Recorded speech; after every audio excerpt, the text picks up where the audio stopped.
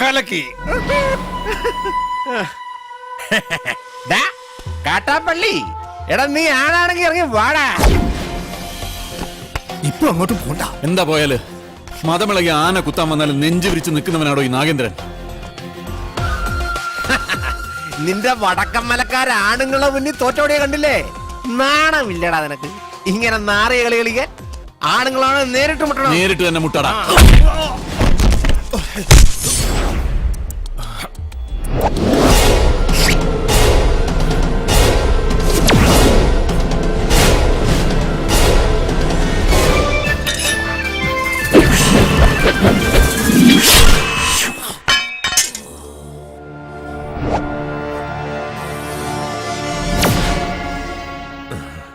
ഇതിനെന്റെ നെഞ്ചിന് നേരെ എറിയെന്ന് അറിയാൻ മേലാഞ്ഞിട്ടല്ല.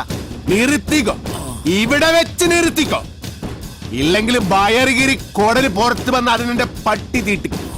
നിൻകെ നൻപക്കെ ഗൊത്തില്ല, കാട്ടുപുളി നായിന്റെ പട്ടി മോനെ.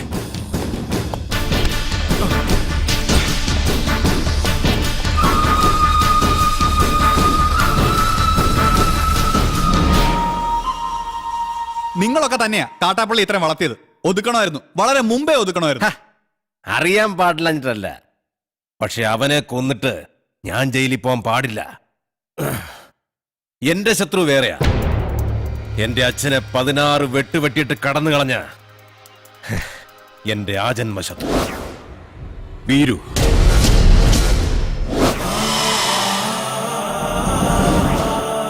അവനെ എനിക്ക് കൊല്ലേണ്ടത്. അവൻ ചതിച്ചതെങ്ങനെയാന്ന് മല്ലയ്ക്ക് അറിയണ്ടേ? ഒരിക്കൽ മസിനഗുഡിയിലെ തോട്ടത്തിൽ നിന്ന് അച്ഛൻ മടങ്ങി വരികയായിരുന്നു.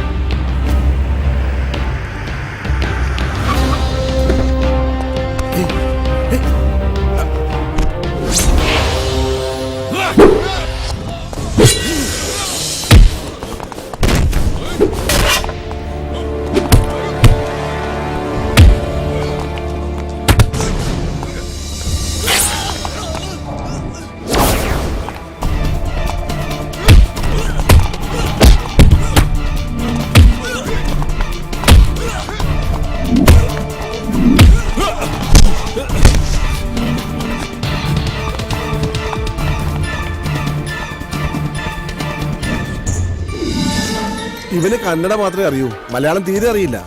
ആരും പോലും ഇല്ലാത്തവനാ വീരുന്ന പേര്. ഒരു മകനെ പോലെ തന്നെയാ അച്ഛൻ അവനെ കൊണ്ടു നടന്നത്. ഒരു കൂടപ്പറപ്പിനെ കിട്ടിയെന്ന് ഞാനും കരുതി.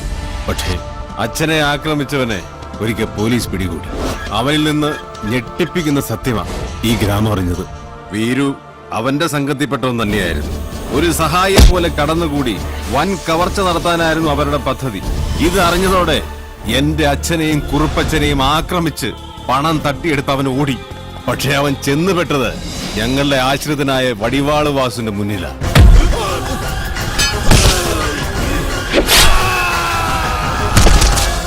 രക്ഷപ്പെടാനാവാതെ കാട്ടിലൊളിച്ച വീരുവിനെ അന്ന് രാത്രി പോലീസ് പിടികൂടി.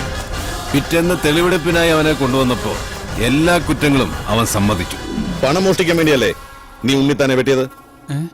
നീ മുദ്ദ താനെ അതന്നെ ഞാൻ കേളിച്ചു. ഒളിപ്പിച്ചു വെച്ച തൊണ്ടി മുതൽ കണ്ടെടുക്കാൻ പോകുന്ന വഴി അവൻ പിന്നെയും ഒരു ചതി കാണിച്ചു. പിടിക്കവേ! പോലീസും നാട്ടുകാരും എത്ര ശ്രമിച്ചിട്ടും അവനെ പിടികൂടാനായില്ല. അവൻ രക്ഷപ്പെട്ടു കളഞ്ഞു. പക്ഷെ ദൈവം ഉണ്ടെങ്കിൽ അവനെ എന്നെങ്കിലും എന്റെ കൺമുന്നിൽ കൊണ്ട് തരും. അന്ന് എന്റെ അച്ഛനെ വെട്ടിയതുപോലെ അവനെ വെട്ടിയെരിഞ്ഞ് നാട്ടുകാരുടെ മുന്നിലിരുന്ന് ഞാൻ. അത്രയ്ക്ക് ദ്രോഹമാ ഈ കുടുംബത്തോളവൻ ചെയ്തത്. അവനെ മകനെ പോലെ സ്നേഹിച്ച മനുഷ്യനെയാ അവൻ ജീവച്ഛവം പോലെ കടത്തിയത്. അവന്റെ ക്രൂരത നിങ്ങൾക്ക് കാണണേ? ദേ നോക്ക്.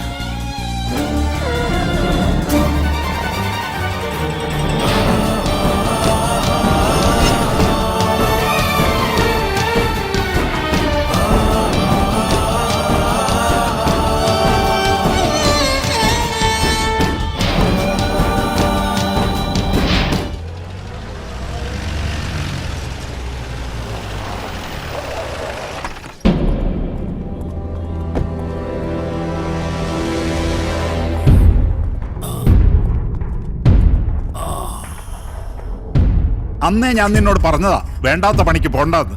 കേട്ടില്ല. ഒരിക്കലും നന്നാവില്ലെന്ന് തീരുമാനിച്ചുറപ്പിച്ചവരോട് ഇനി എന്ത് പറയാനാ? ഇവനെ ആക്രമിച്ചതിന്റെ പേരിൽ മല്ലയ്യക്കെതിരെ ഉടനെ കേസ് ചാർജ് വേണ്ട.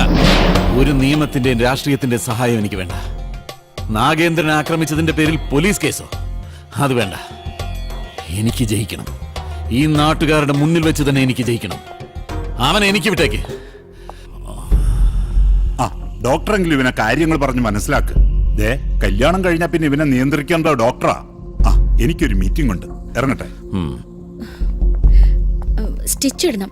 അതിനു മുൻപ് മരവിപ്പിക്കാനുള്ള ഒരു ഇഞ്ചക്ഷൻ എടുക്കണം. വേണ്ട, മരവിപ്പിക്കാതെ തന്നെ ചെയ്താൽ മതി. നല്ല വേദന ഉണ്ടാവും. വേദനിക്കണം, നല്ലതുപോലെ വേദനിക്കണം. എങ്കിലേ എനിക്ക് അവനോടുള്ള പക വർദ്ധിക്കൂ.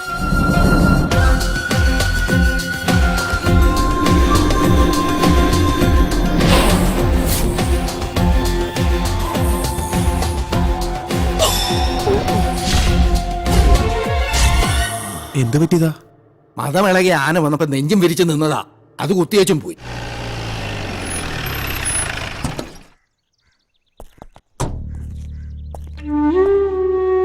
അണ്ണവരെ ഒന്ന് കാണാൻ. അതിനെന്താ, വരൂ. സംസാരിക്കാൻ പറയുന്നതൊക്കെ മനസ്സിലാവും. മറുപടിയൊക്കെ കണ്ണീരുകൊണ്ട.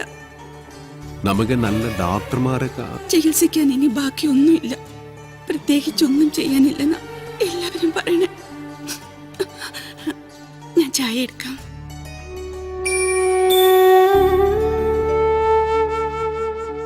എന്നെ മനസ്സിലായ ഇതിനാണ് വീറു അണ്ണവര് മകനെ പോലെ സ്നേഹിച്ച വീറുവനാണ്.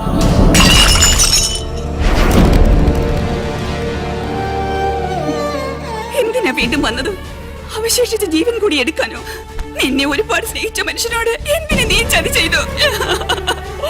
എല്ലാരും കൂടെ എന്നെ ചെയ്തിട്ടില്ല. എനക്ക് ഇവർ ഭഗവാൻ മാതി. ഭഗവാൻ ആരെങ്കിലും ഉപദ്രവിക്കുമോ? എന്നെ വിശ്വസിക്കണം. അമ്മയെങ്കിലും എന്നെ വിശ്വസിക്കണം. ഞാൻ ആരെയും സതിക്കില്ല. ആരെയും സതിക്കാൻ പറ്റില്ല എനിക്ക്. ഭഗവന്ത എല്ലാ കുത്തരം ഇവരെന്നെ ഈ സ്ഥിതിയിലിട്ടിയ അണ്ണവരെ ഒന്ന് പറയും. ഞാനല്ലെന്ന് ഒന്ന് പറയൂ. മതി, പൊയ്ക്കോ. എന്റെ മോനോ നാട്ടുകാരോ അറിയുന്നതിന് മുമ്പ് ഈ നാട്ടിൽ നിന്ന് തന്നെ പൊയ്ക്കോ. ഇല്ലെങ്കിൽ നിന്റെ ജീവൻ പോലും അപകടത്തിലാവും. അയ്യോ, എന്ത് പറ്റി? അയ്യോ, എന്താ ഇത്?